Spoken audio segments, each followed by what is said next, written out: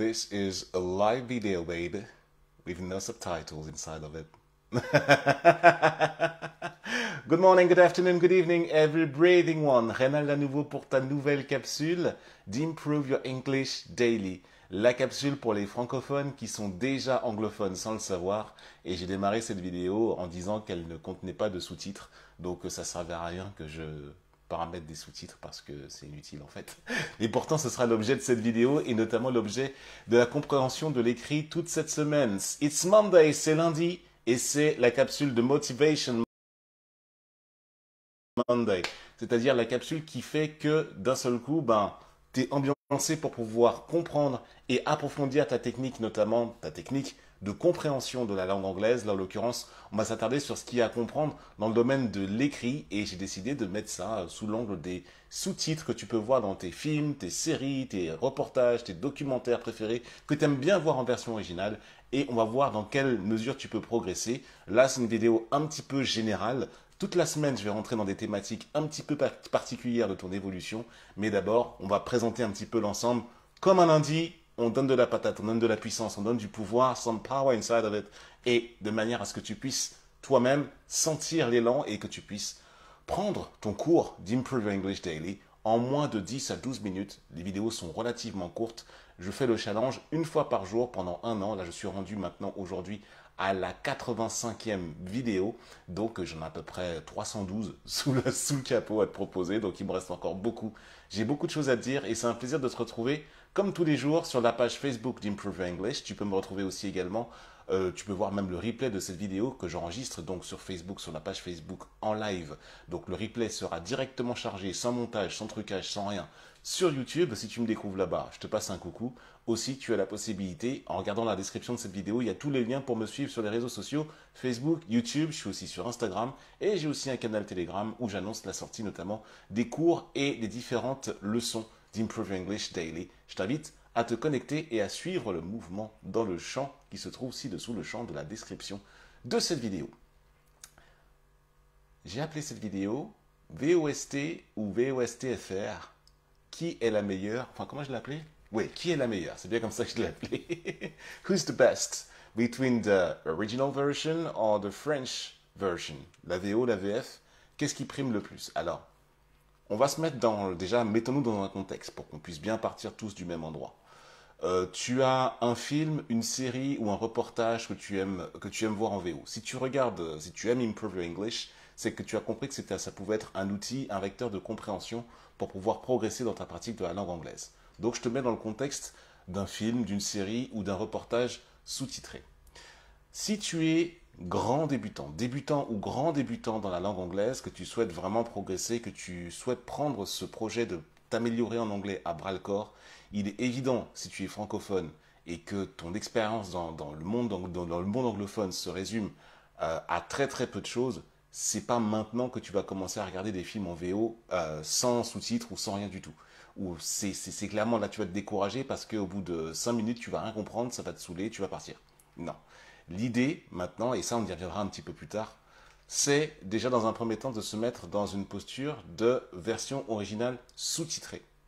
Alors, la version originale sous-titrée en français, c'est plutôt pour débutants et grands débutants, et sous-titrée en anglais, je la recommande davantage pour les personnes de niveau intermédiaire et pour les personnes carrément bilingues. Si vous avez les foi, comme on dit, eh ben, if you got the faith, just put off the subtitles and read the film without any subtitles. Tu regardes le film sans sous-titres, tu enlèves les sous-titres, tu regardes et tu vois ce qui se passe. Et d'ailleurs, j'ai avoir une petite anecdote à te donner par rapport à ça, parce que s'il s'agit d'un film, choisis bien ta catégorie de film, parce que si c'est un film d'époque, tu vois, un film genre type moyenâgeux, ou alors, je ne sais pas si tu as connu cette série qui s'appelait The Pillars of the Earth, les piliers de la Terre, qui est une série qui est sortie dans les années 2000, qui était un peu un anglais un peu médiéval, un peu comme ça. Même Game of Thrones est un anglais un petit peu médiéval.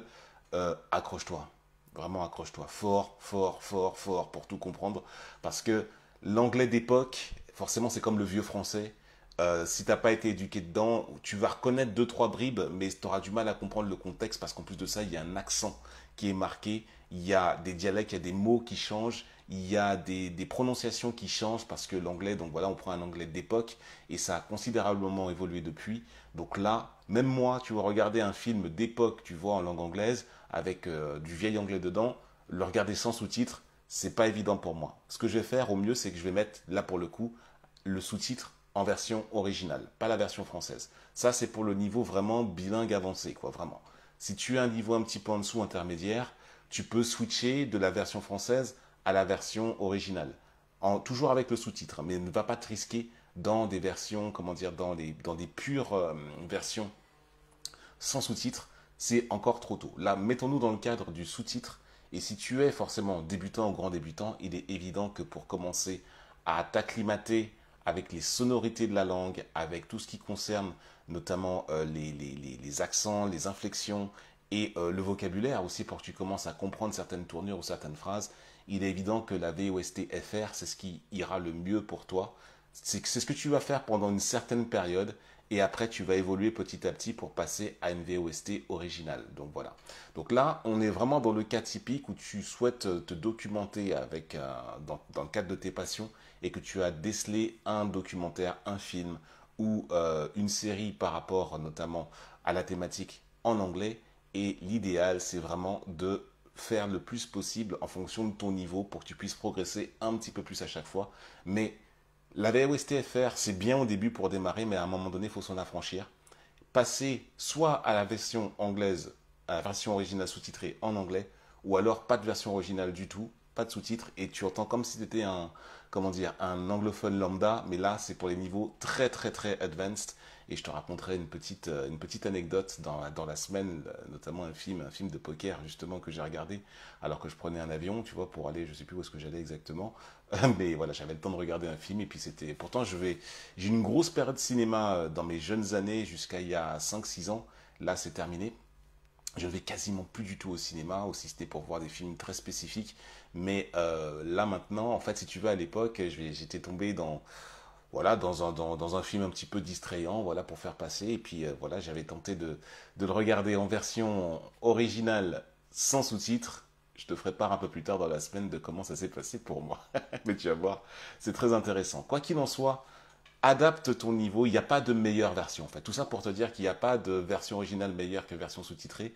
En fonction, sous-titrée FR, j'entends, euh, il y a en fonction de ton niveau, en fonction de comment tu te trouves, en fonction de comment tu te places, en fonction de comment tu es à l'aise, et surtout en fonction de si tu souhaites atteindre un objectif, c'est important que tu sortes de ta zone de confort à un moment donné, que tu ailles à un niveau un tout petit peu au-dessus de ta compétence, parce que c'est comme ça que tu progresses, un peu, et encore, et davantage chaque jour.